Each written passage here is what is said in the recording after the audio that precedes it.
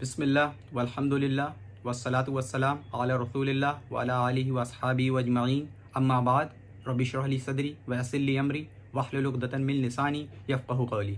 السلام علیکم ورحمۃ اللہ وبرکاتہ۔ اللہ سبحانہ و تعالیٰ کی رحمت اور برکت آپ سبھی پر ہو۔ اس سے پہلے کی ویڈیو میں ہم لوگوں نے قرآن پاک کے اندر سورہ بقرہ سورہ نمبر 2 آیت نمبر 120 تک کور کر لیا تھا۔ آج ہم لوگ آگے کی آیتوں کو کور کریں گے۔ اب اس کے بعد آیت نمبر 121 آتی ہے، اعوذ باللہ من الشیطان الرجیم، بسم اللہ الرحمن الرحیم، الذین آتیناہم الکتاب، الذین مطلب دوز ہوں، یعنی وہ لوگ، آتیناہم الکتاب جن کو ہم نے کتاب عطا کری تھی، یتلونہ حق تلاوتہ وہ اس کی تلاوت اسی طریقے سے کرتے ہیں جیسے کہ اس کا حق ہے۔ اولئک یؤمنون بہ وہی لوگ ہیں جو اس کے ماننے والے ہیں، بہ مطلب ان اٹ اس کے اندر، ومن یکفر بہ فاولئک اور جو اس پہ کفر کرتے ہیں، ڈس بلیو کرتے ہیں، وہی لوگ ایسے ہیں، بہ فاولئک هم الخاسرون جو خسارے میں ہیں، یعنی وہی لوگ لوزرز ہیں۔ دیکھیے اگر اس آیت کو ہم لوگ ڈائریکٹلی پڑھیں تو اس میں لکھا ہوا ہے، جن لوگوں کو ہم نے کتاب دی جبکہ وہ اس کی تلاوت اس طرح کرتے ہوں جیسا اس کی تلاوت کا حق ہے، تو وہ لوگ ہی واستو میں اس پر ایمان رکھتے ہیں۔ اب یہاں پہ دو اوپینین ہے کہ یہ جو بات کہی جا رہی ہے جن لوگوں کو ہم نے کتاب دیا، پہلی رائے تو یہ ہے کہ یہ بات ہو رہی ہے یہودی اور نصاراؤں کی، یعنی جیوز اور کرسچنز کی، کیونکہ اللہ سبحانہ و تعالیٰ نے جیوز اور کرسچنز کو، یہودی اور نصارہ کو قرآن سے پہلے کتاب دی تھی۔ تو جیسے اس آیت سے پتہ چل رہا ہے جن لوگوں کو ہم نے کتاب دی، یعنی جو یہودی اور نصارہ تھے ان کو اللہ نے کتاب دی، ان میں سے کچھ لوگ ایسے بھی ہیں جبکہ وہ اس کی تلاوت اس طرح کرتے ہیں، یعنی اس کو اس طرح سے پڑھتے ہیں، اتنا سیریسلی اور سنسیئر ہو کے کہ جیسے کہ اس کا حق ہے پڑھنے کا، یعنی اس کے اندر جو پیشن گوئی کری ہے نبی کی، آخری پیغمبر کی۔ تو اب جب آخری پیغمبر آ گئے تو وہ اس کے اوپر بھی ایمان لیا ہے، قرآن کے اوپر بھی ایمان لیا ہے، کیونکہ وہ اپنی کتابوں کو سیریسلی پڑھتے تھے جیسے کہ اس کا حق ہے، تو وہ لوگ ہی واستو میں اس پر ایمان رکھتے ہیں۔ تو اللہ تعالیٰ بتا رہے ہیں کہ وہی لوگ ایکچولی میں اس کتاب پہ ایمان رکھتے ہیں، اور جو اس کا انکار کرتے ہوں تو ایسے لوگ ہی نقصان اٹھانے والے ہیں۔ اب یہاں پہ دوسری رائے کہتی ہے کہ یہ صحابیوں کے بارے میں بات کر رہی ہے، یعنی اللہ کے رسول کے جو کمپینینز تھے، تو اگر ہم لوگ ان کو یہاں پہ لاگو کریں تو جن لوگوں کو ہم نے کتاب دی، یعنی جن صحابیوں کو کتاب دیا یعنی قرآن پاک، جبکہ وہ اس کی تلاوت اس طرح کرتے ہوں جیسا اس کی تلاوت کا حق ہے، تو وہ لوگ ہی واستو میں اس پر ایمان رکھتے ہیں، اور جو اس کا انکار کرتے ہوں تو ایسے لوگ ہی نقصان اٹھانے والے ہیں۔ اب اس کے بعد آیت نمبر 122 آتی ہے۔ اب 122 اور 123 کو ہم لوگ ساتھ میں پڑھیں گے۔ یا بنی اسرائیل اذکروا نعمتی التی، اے بنی اسرائیل، اے اسرائیل کی اولادوں، یاد کرو ان نعمتوں کو۔ یا بنی اسرائیل اذکروا نعمتی التی انعمت علیکم وانی فضلتکم علی العالمین، یاد کرو ان نعمتوں کو جو ہم نے تم پر کری، اور یاد کرو کہ ہم نے کس طریقے سے تمہیں عالمین پر، تمام نیشنز کے اوپر فضیلت دیا۔ اس کے بعد آیت نمبر 123 آتی ہے، وَاتَّقُوا يَوْمًا لَا تَجْزِي نَفْسٌ عَن نَفْسٍ شَيْئًا وَلَا يُقْبَلُ مِنْهَا عَدْلٌ وَلَا تَنْفَعُهَا شَفَاعَةٌ وَلَا هُمْ يُنصَرُونَ۔ اب ان دو آیتوں میں اللہ تعالیٰ فرماتے ہیں، اے بنی اسرائیل، میری وہ نعمت یاد کرو جو میں نے تم کو عطا کی تھی، اور یہ بات یاد کرو کہ میں نے تم کو سارے جہانوں پر فضیلت دی تھی، اور اس دن سے ڈرو جس دن کوئی شخص بھی کسی کے کچھ کام نہیں آئے گا، نہ کسی سے کسی قسم کا فدیہ قبول کیا جائے گا، نہ اس کو کوئی سفارش فائدہ دے گی، اور نہ ان کو کوئی مدد پہنچائے گی۔ دیکھیے اب کتنا خوبصورت انداز ہے قرآن پاک کا ان دو آیتوں کو منشن کرنے کا۔ یہاں پہ جب یہودیوں کے بارے میں بات شروع ہوئی، بنی اسرائیل کے بارے میں بات شروع ہو رہی تھی قرآن پاک کے اندر، اگر آپ یاد کریں گے تو اللہ تعالیٰ نے ہو بہو انہی دو آیتوں سے ساری باتوں کا شروعات کی تھی۔ ان کے اوپر اپنی نعمتوں کو گنایا، پھر ان کی نافرمانیوں کو گنایا۔ اب اس کے بعد اس کانٹیکس کو بھی انہی دو آیتوں سے اللہ سبحانہ و تعالیٰ یہاں پہ ختم کر رہا ہے۔ اگر ہم لوگ یاد کریں آیت نمبر 47 اور 48 جو تھی سورہ بقرہ کی، ایک دم ہو بہو لگ بھگ آپ دیکھیں گے کہ سیم ورڈنگ ہے۔ دیکھیں ہم آپ کے سامنے آیت نمبر 47 اور 48 پڑھتے ہیں قرآن پاک کی۔ دیکھیے آیت نمبر 47 ہے، یا بنی اسرائیل اذکروا نعمتی التی انعمت علیکم وانی فضلتکم علی العالمین، اے بنی اسرائیل، میری وہ نعمت یاد کرو جو میں نے تم کو عطا کی تھی، اور یہ بات یاد کرو کہ میں نے تم کو سارے جہانوں پر فضیلت دی تھی۔ آگے ہے وَاتَّقُوا يَوْمًا لَا تَجْزِي نَفْسٌ عَن نَفْسٍ شَيْئًا وَلَا يُقْبَلُ مِنْهَا شَفَاعَةٌ وَلَا يُؤْخَذُ مِنْهَا عَدْلٌ وَلَا هُمْ يُنصَرُونَ، اور اس دن سے ڈرو جس دن کوئی شخص بھی کسی کے کچھ کام نہیں آئے گا، نہ کسی سے کوئی سفارش قبول کی جائے گی، نہ کسی سے کسی قسم کا فدیہ یعنی مالی معاوضہ لیا جائے گا، اور نہ ان کو کوئی مدد پہنچے گی۔ دیکھیے کتنا خوبصورت انداز ہے۔ انہی دو آیتوں سے اس کانٹیکس کو شروع کیا، اب انہی دو آیتوں سے اس کانٹیکس کو اللہ سبحانہ و تعالیٰ ختم کر رہے ہیں، تاکہ یہ بنی اسرائیل یاد کریں کہ اللہ تعالیٰ نے ان کو کتنی تمام نیشنز کے اوپر فضیلت دی، کتنی نعمتیں کریں، اور اب یہ جو ان کے اوپر نعمتیں تھیں، جو یہ ایک ٹھیکیدار بنے ہوئے تھے دھرم کے، اب یہ ان کے طرف سے مڑ کے بنی اسماعیل کے طرف جا رہا ہے۔ آپ کو ہم نے بتایا تھا ابراہیم علیہ السلام کے دو بیٹے تھے، ایک اسحاق علیہ السلام، ایک اسماعیل علیہ السلام۔ اسحاق علیہ السلام کی اولادوں میں سے یہ یہودی ہیں، اور اسماعیل علیہ السلام کی اولادوں میں سے عرب، اور اسی میں سے پروفٹ محمد صلی اللہ علیہ وسلم۔ اور دوسرا خوبصورت انداز دیکھیے کہ پہلے مسلمان جیروسلم کی طرف رخ کر کے نماز پڑھ لیتے، اب وہ بھی ادھر سے ٹرانسفر ہو کے عرب کی طرف ہو رہا ہے، یعنی مکہ کعبہ کی طرف، جو بنی اسماعیل سے جڑا ہوا، کیونکہ ابراہیم علیہ السلام اور اسماعیل علیہ السلام نے ساتھ میں مل کے کعبہ کو بنایا تھا۔ اب اس کے بعد آیت نمبر 124 آتی ہے وَإِذِ ابْتَلَىٰ إِبْرَاهِيمَ رَبُّهُ بِكَلِمَاتٍ فَأَتَمَّهُنَّ قَالَ إِنِّي جَاعِلُكَ لِلنَّاسِ إِمَامًا قَالَ وَمِن ذُرِّيَّتِي قَالَ لَا يَنَالُ عَهْدِ الظَّالِمِينَ۔ اور وہ وقت یاد کرو جب ابراہیم کو ان کے پروردگار نے کئی باتوں سے آزمایا، اور انہوں نے وہ ساری باتیں پوری کی۔ اب دیکھیے اللہ تعالیٰ خود بیان کر رہا ہے ابراہیم علیہ السلام کے بارے میں کہ ابراہیم علیہ السلام کو ہم نے آزمایا، ان کی آزمائش لی، اور انہوں نے وہ ساری آزمائشیں پوری کری۔ اللہ نے ان سے کہا میں تمہیں تمام انسانوں کا پیشوا، یہاں پہ ورڈ استعمال ہوا ہے امام کا، کہ میں تمہیں تمام انسانوں کا امام بنانے والا ہوں۔ تو ابراہیم علیہ السلام نے پوچھا اور میری اولادوں میں سے؟ تو اللہ نے جواب دیا، اللہ سبحانہ و تعالیٰ نے کہا میرا یہ عہد ظالموں کو شامل نہیں ہے۔ یعنی ابراہیم علیہ السلام کو جب امام بنانے کی بات اللہ تعالیٰ نے کہی تو ابراہیم علیہ السلام نے پوچھا کہ اور میری اولادوں میں سے؟ تو جو اللہ کا جواب ہے اس کے اندر یہ امپلائیڈ ہے کہ اب جو امام آئیں گے، یعنی اب جو نبی آئیں گے، وہ بھی ابراہیم علیہ السلام کی ہی اولادوں میں سے ہوں گے، صرف اور کسی کی نسل میں سے نہیں، صرف ابراہیم علیہ السلام کی نسل سے ہی امام یعنی نبی آئیں گے۔ اور جتنے بھی نبی آئے ابراہیم علیہ السلام کے بعد، وہ سارے کے سارے صرف اور صرف ابراہیم علیہ السلام کی ہی نسل سے آئے، اور کسی کی بھی نسل سے نبی نہیں آئے ہیں ابراہیم علیہ السلام کے بعد۔ تو اللہ تعالیٰ نے ان کی اس دعا کو تو قبول کر لیا، جو انہوں نے پوچھا اللہ تعالیٰ نے ان کو اس بات کا جواب تو دیا، لیکن یہ بتایا کہ میرا یہ عہد ظالموں کو شامل نہیں ہے۔ اس سے یہ بھی پتہ چلا کہ آپ کی اولادوں میں بہت سارے ایسے لوگ بھی ہوں گے جو گمراہ ہو جائیں گے، جو ظالم ہوں گے، تو ان کو اس میں انکلوڈ نہیں کیا جائے گا۔ اب دیکھیے یہاں پاس سے ابراہیم علیہ السلام کا اب ذکر شروع ہو رہا ہے، کیونکہ آنے والی آیتوں میں آگے ہم لوگ پڑھیں گے کہ ہمارا قبلہ کس طریقے سے بدلا۔ پہلے جیروسلم کی طرف رخ کر کے مسلمان نماز پڑھتے تھے، پھر اس کے بعد ہم لوگ کعبے کی طرف رخ کر کے نماز پڑھنے لگے۔ تو کعبے کی کچھ بیک گراؤنڈ کی نالج ہمارے پاس ہونی چاہیے، کس نے کعبے کو بنایا۔ تو یہاں پہ ابھی ہم لوگ آگے آیتوں میں پڑھیں گے کہ ابراہیم علیہ السلام نے اسماعیل علیہ السلام کے ساتھ مل کے کعبے کو پھر سے بنایا۔ دیکھیے اب ان آیتوں کو اور بہتر طریقے سے سمجھنے سے پہلے ہم لوگ تھوڑا سا بریف میں ابراہیم علیہ السلام کی زندگی کے بارے میں جان لیتے ہیں۔ اب دیکھیے جیسا کہ اس آیت میں اللہ سبحانہ و تعالیٰ نے خود کہا ہے کہ ہم نے ابراہیم کو آزمایا اور ابراہیم نے ساری آزمائشوں کو پورا کیا۔ اب یہ کون سی آزمائشیں تھیں؟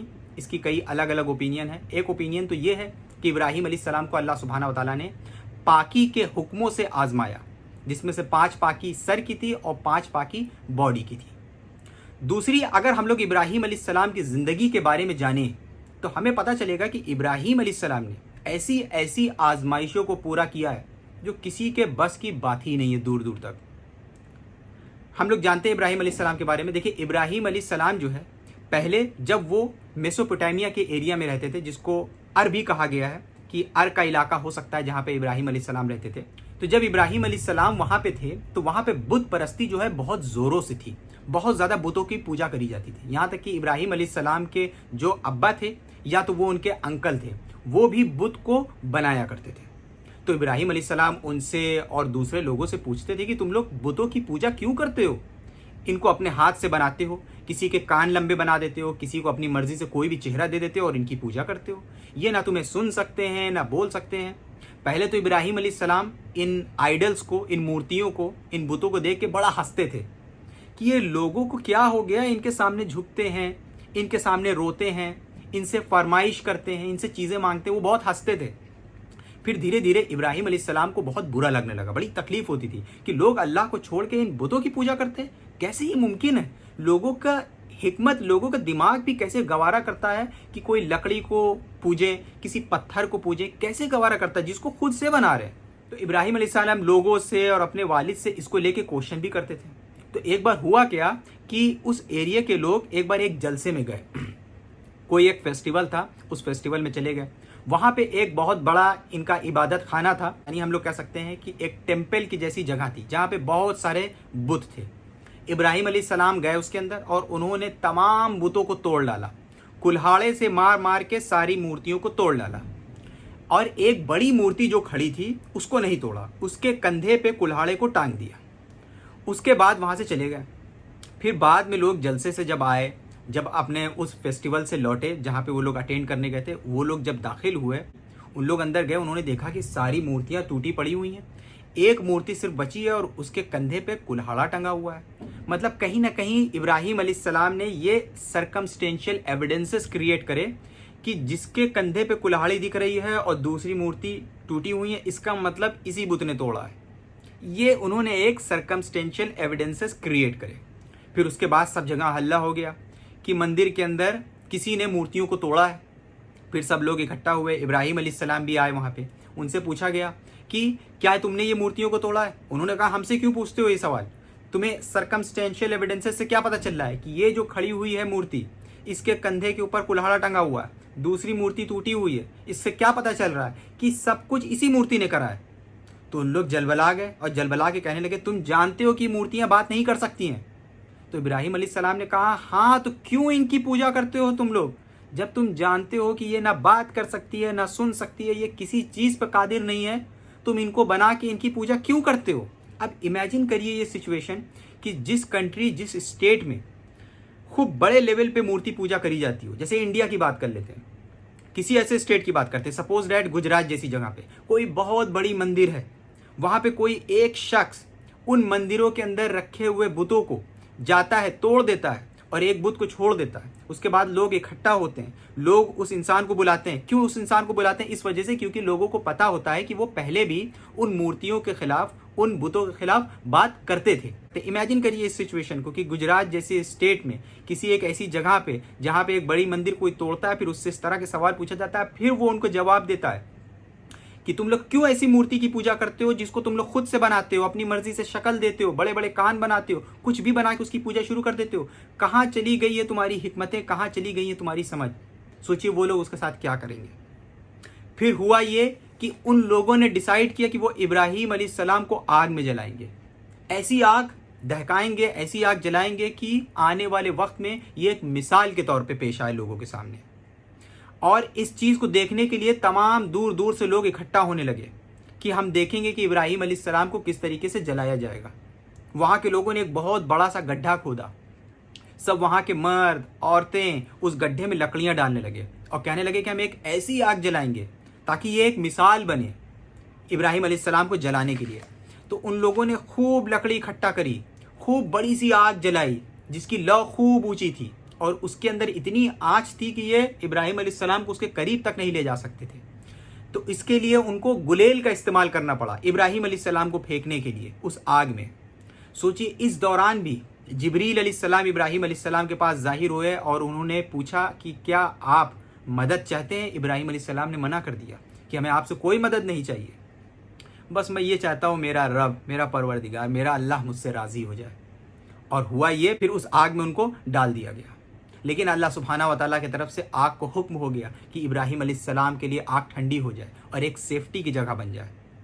और उसके बाद फिर इब्राहिम अलैहिस्सलाम अल्हम्दुलिल्लाह उस आग से बच के बाहर निकल आए। अब इमेजिन करिए इस सिचुएशन को, इस आजमाइश को, कि क्या कोई इस आजमाइश को पूरा कर सकता है? तो अब ये पहली आजमाइश हुई। फिर उसके बाद इब्राहिम अलैहिस्सलाम अपनी बीवी सारा अलैहिस्सलाम के साथ اور اپنے بھتیجے لوط علیہ السلام کے ساتھ اللہ کے حکم سے وہاں سے ہجرت کر گئے۔ جب یہ انسیڈنٹ ہوا اس کے بعد جب ابراہیم علیہ السلام بچ گئے تو بہت سارے لوگوں نے اسلام قبول کر لیا، اور جو ابراہیم علیہ السلام بتاتے تھے اس دین پہ آ گئے، لوگوں نے بت پرستی چھوڑ دیا۔ لیکن بہت سارے لوگ جو اپنے ہٹ دھرمی پہ قائم رہتے ہیں، جن کے اندر ایگوئزم آ جاتا ہے، ایگوئسٹک ہو جاتے ہیں، وہ نہیں ہے۔ جیسے مان لیجیے یہی سیم سچویشن انڈیا کی کر لیں، مان لیجیے ایسا کوئی سین اگر پیش آ جاتا ہے تو کیا پورے انڈیا کے سارے نان مسلم اسلام قبول کر لیں گے؟ ہاں، جو دیکھیں گے بہت سارے لوگ اس بات کو سمجھیں گے، وہ اسلام قبول کر لیں گے، لیکن ایسا نہیں ہوگا کہ سارے کے سارے لوگ ہی اسلام قبول کر لیں۔ پھر اللہ کی طرف سے حکم ہوا، ابراہیم علیہ السلام نے اس جگہ کو چھوڑ دیا، اپنے پورے پریوار کے ساتھ اس جگہ سے انہوں نے ہجرت کر دیا۔ پھر وہ ہجرت کر کے گئے ایک ایریا جس کا رپورٹ ملتی ہے کہ اس جگہ کا نام تھا حران۔ پھر وہاں سے وہ فلسطین کی طرف گئے، پھر فلسطین میں بہت سوکھا پڑ گیا تو پھر وہ وہاں سے ایجپٹ میں گئے۔ پھر جب وہ ایجپٹ سے لوٹے، کیونکہ سارہ علیہ السلام سے ابراہیم علیہ السلام کو کوئی بیٹے نہیں تھے، اور ابراہیم علیہ السلام چاہتے تھے کہ ان کو کوئی اولاد ہو، لیکن سارہ علیہ السلام سے کوئی اولاد ہو نہیں رہی تھی۔ تو جو سارہ علیہ السلام کی جو سلیو تھیں ان سے ابراہیم علیہ السلام کی شادی ہو گئی۔ سارہ علیہ السلام نے ان کو ہدیہ کر دیا، جو ان کی سلیو تھیں ہاجر علیہ السلام، کہ آپ ان سے شادی کر لیجئے، جو اور آپ کی اولاد کی خواہش ہے اس کو پوری کر لیجئے۔ پھر ابراہیم علیہ السلام نے ہاجر علیہ السلام سے شادی کری، پھر ان کو پہلے بیٹے پیدا ہوئے اسماعیل علیہ السلام۔ لیکن اس کے بعد تھوڑی سی جیلسی ڈیولپ ہونے لگی سارہ علیہ السلام کے اندر ہاجر علیہ السلام کو لے کے، کیونکہ ان سے بیٹے پیدا ہو گئے تھے، اور پلس اللہ کا حکم ہو گیا یہ کہ اب آپ اپنی بیوی ہاجر علیہ السلام کو لے کے، اسماعیل علیہ السلام کو لے کے یہاں سے ہجرت کر جائیں، یہاں سے ہٹ جائیں اور چلے جائیں عرب دیش کے ملک میں۔ پھر وہ اپنی بیوی ہاجرہ علیہ السلام اور اسماعیل علیہ السلام کو مکہ کے ایریے میں لا کے انہوں نے چھوڑ دیا، اور وہاں سے چھوڑ کے جانے لگے۔ دیکھیے ابھی یہ مکہ بالکل بھی اسٹیبلش نہیں تھا، یہاں پہ کوئی بھی نہیں تھا، نہ انسان، نہ پیڑ، نہ پودے، نہ ندی۔ ایسی جگہ پہ کوئی انسان اپنی بیوی اور چھوٹے گود میں جو بچہ ہو اس کو چھوڑ سکتا ہے؟ امیجن کریے اس سچویشن کو، ایک ایسی ریگستانی علاقے میں جہاں پہ نہ کوئی انسان ہو، نہ کوئی پیڑ، نہ پودے، نہ پانی، صرف 2 دن کا کھانا ہو ان کے پاس، ان کو چھوڑ کے چلا جائے۔ یہ بھی اللہ کی طرف سے ایک آزمائش تھی ان کی۔ تو انہوں نے اپنی بیوی ہاجر علیہ السلام کو اور اسماعیل علیہ السلام کو اس وادی میں چھوڑا، یعنی مکہ میں چھوڑا، جو ابھی کا مکہ ہے۔ اس وقت وہاں پہ کچھ نہیں تھا۔ تو حاجر علیہ السلام نے پوچھا بھی کہ آپ ہم لوگوں کو یہاں پہ چھوڑ کے کہاں جا رہے ہیں؟ ابراہیم علیہ السلام نے کوئی جواب نہیں دیا۔ دوبارہ پھر حاجر علیہ السلام نے پوچھا کہ کیا اللہ کی طرف سے حکم ہے؟ انہوں نے کہا۔ تو پھر حاجر علیہ السلام ایک دم مطمئن ہو گئی کہ اگر اللہ کی طرف سے حکم ہے اللہ ہماری مدد کرے گا۔ پھر دھیرے دھیرے ان کا جو پروویژن تھا وہ ختم ہونے لگا۔ تو حاجر علیہ السلام پاس کے 2 چھوٹے پہاڑ تھے، صفا اور مروہ، وہاں پہ انہوں نے 7 چکر لگایا دیکھنے کے لیے کہ کوئی ملے، کوئی پانی دکھے، کہیں کوئی چیز دکھے۔ تو یہ 2 پہاڑ جو تھے انہی کا نام صفا اور مروہ ہے۔ اس کے بعد جب وہ واپس اسماعیل علیہ السلام کے پاس لوٹ کے آئیں تو دیکھا انہوں نے ایک جگہ سے پانی نکل رہا ہے، یہی آب زمزم کا پانی تھا۔ پھر دھیرے دھیرے وقت بیتا، وہاں سے کچھ قبیلے والے گزر رہے تھے جو جرہوم ٹرائب کے لوگ تھے، جرہوم قبیلے کے لوگ تھے۔ اب جو لوگوں کا وہاں سے گزرنا ہوتا ہوگا ان کو پتا تھا کہ یہاں پہ پانی جیسی کوئی چیز ہی نہیں ہے، لیکن انہوں نے دیکھا کہ پرندے ایک جگہ پہ اڑ رہے ہیں، تو کچھ لوگوں کو بھیجا جا کے دیکھو کہ وہاں پہ کیا ہے۔ تو جب لوگ وہاں پہ گئے تو پایا کہ پانی تھا وہاں پہ۔ تو یہ لوگ بھی وہاں پہ آئے اور انہوں نے حاجر علیہ السلام سے پرمیشن لیا وہاں پہ رکنے کے لیے۔ تو ظاہر سی بات ہے کہ وہاں پہ نہ کوئی انسان تھا نہ کوئی جانور تھا، تو حاجر علیہ السلام نے ان کو اجازت دے دی کہ ہاں آپ یہاں پہ رک سکتے ہیں۔ حاجر علیہ السلام نے لیکن ان سے یہ کہا کہ پانی پہ آپ کا کوئی قبضہ نہیں رہے گا، پانی پہ میرا قبضہ رہے گا۔ انہوں نے کہا ٹھیک ہے۔ پھر دھیرے دھیرے وہ لوگ وہاں پہ رہنے لگے، پھر انہوں نے اپنے پریوار والوں کو وہاں پہ بلا لیا۔ پھر انہی سے اسماعیل علیہ السلام نے عربی سیکھی، عربک لینگویج سیکھی۔ پھر اس کے ساتھ ساتھ اسماعیل علیہ السلام جیسے جیسے بڑے ہوئے انہی جرہوم ٹرائب کی ایک عورت سے ان کی شادی ہو گئی۔ پھر اس کے کچھ وقت کے بعد حاجرہ علیہ السلام کا انتقال ہو گیا۔ پھر ایک بار ابراہیم علیہ السلام آئے دیکھنے کے لیے اپنی بیوی بچوں کو، تو پایا کہ ان کی بیوی کا تو انتقال ہو گیا ہے لیکن بیٹے کی شادی ہو گئی ہے، وہ ایک جگہ پہ رہتے ہیں۔ ابراہیم علیہ السلام ان سے ملنے گئے تو اس وقت اسماعیل علیہ السلام اپنے گھر میں نہیں تھے۔ ان کی بیوی نکلی باہر، اور جب باہر نکلی تو انہوں نے پوچھا اسماعیل کے بارے میں اور کس طریقے سے سب کچھ چل رہا ہے۔ تو انہوں نے شکایت کرنا شروع کر دیا، ان کی بیوی نے اسماعیل علیہ السلام کی بہت پریشانی ہے کھانے پینے کو لے کے، اور تمام شکایتیں کرنا شروع کر دیا۔ تو ابراہیم علیہ السلام نے ان سے کہا کہ جب اسماعیل آئے تو ان کو میرا سلام کہنا، اور ان سے یہ کہنا کہ ان کو اپنے دہلیز بدلنے کی ضرورت ہے۔ پھر اس کے بعد جب اسماعیل علیہ السلام آئے ان کو یہ ساری باتیں بتائی ان کی بیوی نے کہ انہوں نے یہ بھی کہا ہے کہ آپ کو دہلیز بدلنے کی ضرورت ہے۔ تو اسماعیل علیہ السلام نے اپنی بیوی سے کہا کہ وہ میرے والد تھے اور ان کا کہنا ہے کہ میں آپ کو ڈیورس دے دوں، تو اب آپ چلی جائیے اپنے گھر۔ انہوں نے اپنی پہلی بیوی کو ڈیورس دے دیا۔ پھر اس کے بعد اسماعیل علیہ السلام نے دوسری شادی کری۔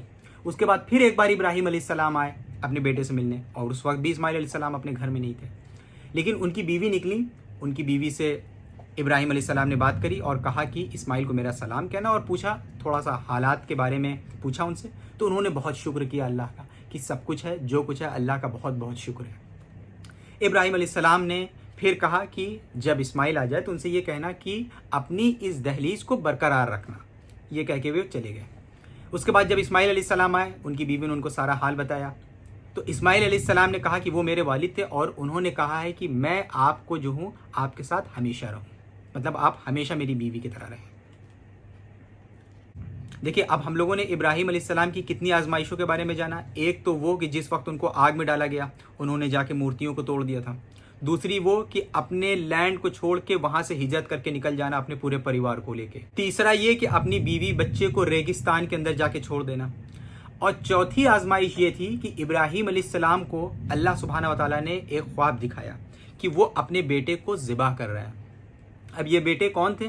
اسکالرز بتاتے ہیں کہ یہ اسماعیل علیہ السلام تھے۔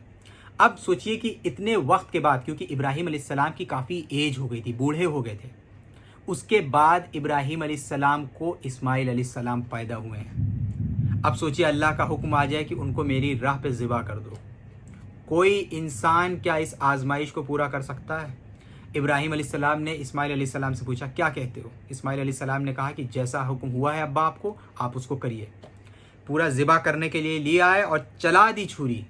آپ سوچئے تو اللہ کی طرف سے حکم ہوا کہ ابراہیم تم نے آزمائش کو پورا کر دیا ہے، اور وہاں پہ اسکالرز لکھتے ہیں کہ وہ ہٹ کے ایک دمبا آ گیا تھا۔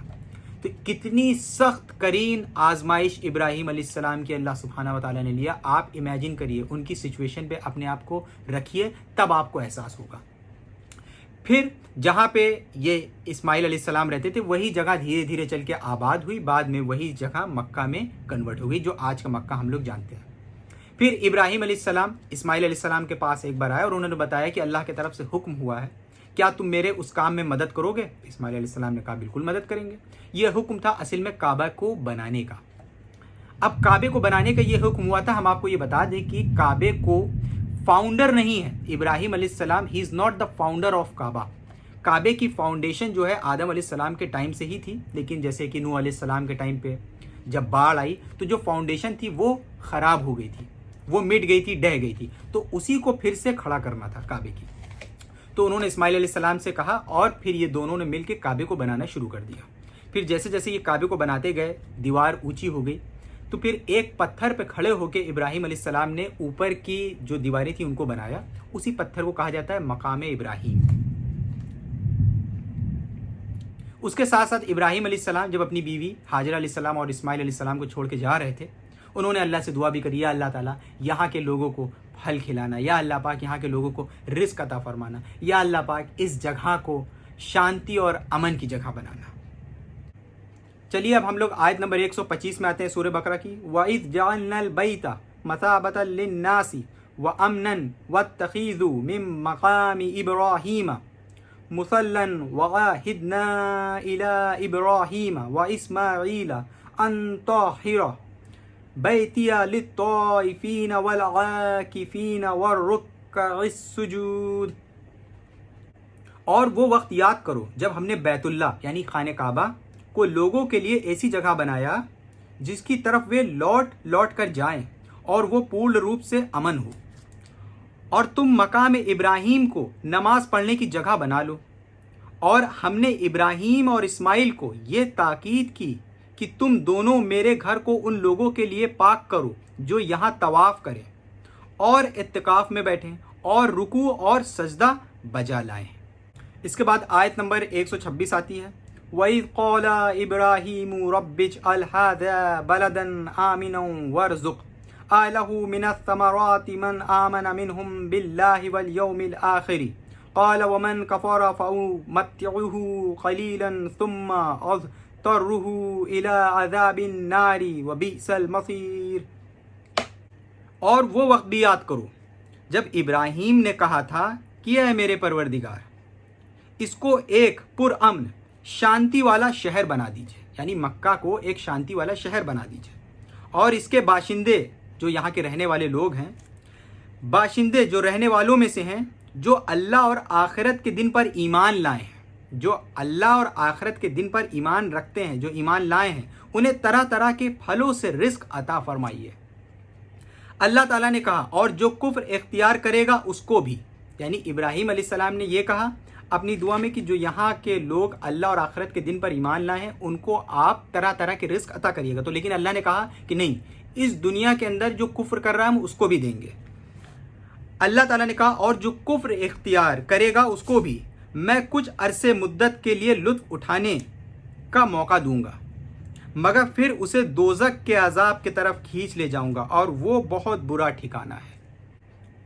اب اس کے بعد آیت نمبر 127 آتی ہے، وَإِذْ يَرْفَعُ إِبْرَاهِيمُ الْقَوَاعِدَ مِنَ الْبَيْتِ وَإِسْمَاعِيلُ رَبَّنَا تَقَبَّلْ مِنَّا إِنَّكَ أَنْتَ السَّمِيعُ الْعَلِيمُ۔ اور اس وقت کا تصور کلپنا کرو جب ابراہیم بیت اللہ کی بنیادیں اٹھا رہے تھے، جس وقت ابراہیم علیہ السلام اور اسماعیل علیہ السلام کعبے کو بنا رہے تھے، جیسا کہ ابھی ہم نے آپ کو بتایا، اور اسماعیل بھی ان کے ساتھ شریک تھے اور دونوں یہ کہتے جاتے تھے۔ اسماعیل علیہ السلام ایک طریقے سے ان کے ہیلپر تھے جو ابراہیم علیہ السلام کو مدد کر رہے تھے کعبے کو بنانے میں۔ اے ہمارے پروردگار، یہ دعا کر رہے تھے، ہم سے یہ خدمت قبول فرما لے۔ اتنے بڑے نبی، دونوں لوگ نبی، باپ بیٹے دونوں نبی، اتنی بڑی بڑی آزمائشوں سے گزرنے کے بعد کتنا ایمان کا لیول دیکھیے، کتنے ہمبل اندر سے، کہ اس کے بعد اللہ کے گھر کو بنا رہے ہیں، کتنا نیک کام کر رہے ہیں اور اللہ سے دعا کر رہے ہیں یا اللہ پاک اس چھوٹی سی خدمت کو ہماری قبول کر لے۔ آپ سوچئے کہ انسان کئی بار کئی لوگوں کے ساتھ ایسا ہوتا ہے کہ عبادتیں کرتے ہیں، نیک کام کرتے ہیں، زکوٰۃ دیتے ہیں، خوب نفلیں پڑھتے ہیں، یہاں تک کہ تہجد کی نماز پڑھنے لگتے ہیں۔ آج کے وقت کے بارے میں بتا رہے ہیں، ان کے اندر غرور آ جاتا ہے، گھمنڈ آ جاتا ہے کہ ہم کتنے عبادت گزار ہیں۔ سوچئے ایک نبی جو ایسی آزمائشوں سے گزرے ہیں جو انسان تصور بھی نہیں کر سکتا، جیسے کہ ابھی ہم نے آپ کو بتایا، اس کے بعد بھی اللہ کا گھر بناتے وقت دعا کر رہے ہیں، اے ہمارے پروردگار، ہم سے یہ خدمت قبول فرما لے، بے شک تو اور صرف تو ہی ہر ایک کی سننے والا ہے، ہر ایک کو جاننے والا ہے۔ لیول آف ایمان دیکھیے، سبحان اللہ۔ آپ کو پتہ ہونا چاہیے کہ اس پورے دنیا میں جو سب سے اعلیٰ درجہ ہے نبیوں میں، وہ ہمارے نبی محمد صلی اللہ علیہ وسلم کا ہے۔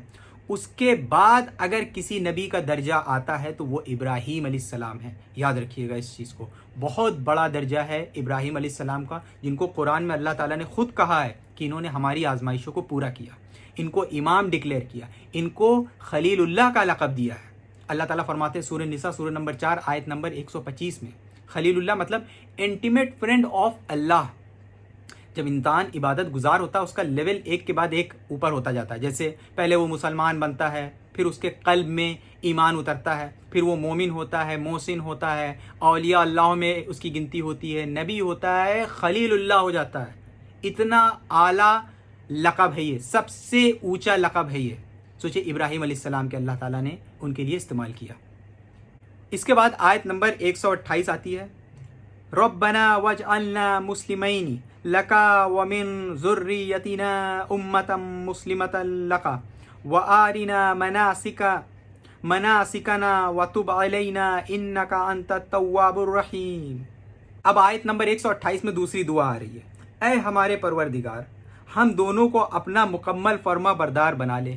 اتنے فرما بردار ہونے کے باوجود بھی، اتنے عبادت گزار، اللہ کی ہر آزمائش میں پورا اترنے والے بھی اللہ سے یہ دعا کر رہے ہیں ہم دونوں کو اپنا مکمل فرما بردار بنا لے، اور ہماری نسل سے بھی ایسی امت پیدا کر جو تیری پوری تابعدار ہو۔ ہماری نسل سے مطلب پہلے تو ابراہیم علیہ السلام کی نسل ہو گئی، ابراہیم علیہ السلام کی نسل سے اسماعیل علیہ السلام، اور ہماری میں اسماعیل علیہ السلام بھی انکلوڈڈ ہے۔ تو اسماعیل علیہ السلام کی نسل میں سے جو آگے جا کے امت مسلمہ آئی اور محمد صلی اللہ علیہ وسلم نبی آئے، اور ہماری نسل سے بھی ایسی امت پیدا کر جو تیری پوری تابعدار ہو، اور ہم کو ہماری عبادتوں کے طریقے سکھا دے اور ہماری توبہ قبول فرما لے۔ نبی اتنے بڑے عبادت گزار اتنی آزمائشوں سے گزرنے کے بعد بھی اللہ سے کہہ رہے ہماری توبہ کو قبول کر لے، بے شک تو اور صرف تو ہی معاف کر دینے کا عادی ہے اور بڑی رحمت کا مالک ہے۔ اب اس کے بعد آیت نمبر 129 آتی ہے، ربنا وابعث فیہم رسولا منہم یتلو علیہم آیاتک وَيُعَلِّمُهُمُ الْكِتَابَ وَالْحِكْمَةَ وَيُزَكِّهِمْ إِنَّكَ أَنْتَ الْعَزِيزُ الْحَكِيمُ۔ اب دیکھیے تیسری دعا آ رہی ہے جس کو بھی اللہ سبحانہ و تعالیٰ نے قبول کرا، اور ہمارے پروردگار ان میں ایک ایسا رسول بھی بھیجنا جو انہی میں سے ہو۔ عرب کو اللہ سبحانہ و تعالیٰ نے رسول بھیجا محمد صلی اللہ علیہ وسلم جو انہی میں سے تھے، جو ان کے سامنے تیری آیتوں کی تلاوت کرے، انہیں کتاب اور حکمت، سمجھ اور دانائی کی تعلیم دے، اور ان کو پاکیزہ ہر طرح کی گندگی سے پاک بنائے۔ بے شک تیری اور صرف تیری ذات وہ ہے جس کا اقتدار یعنی حکومت و اختیار بھی کامل ہے، جس کی حکمت بھی کامل ہے۔ اب اس کے بعد آیت نمبر 130 آتی ہے، وَمَن يَرْغَبُ عَن مِّلَّةِ إِبْرَاهِيمَ إِلَّا مَن سَفِيهَ نَفْسَهُ وَلَقَدِ اصْطَفَيْنَاهُ فِي الدُّنْيَا وَإِنَّهُ فِي الْآخِرَةِ لَمِنَ الصَّالِحِينَ۔ اور کون ہے جو ابراہیم کے طریقے سے پھرے اور منہ موڑے سوائے اس شخص کے جو خود اپنے آپ کو حماقت بے وقوفی میں مبتلا کر چکا ہو۔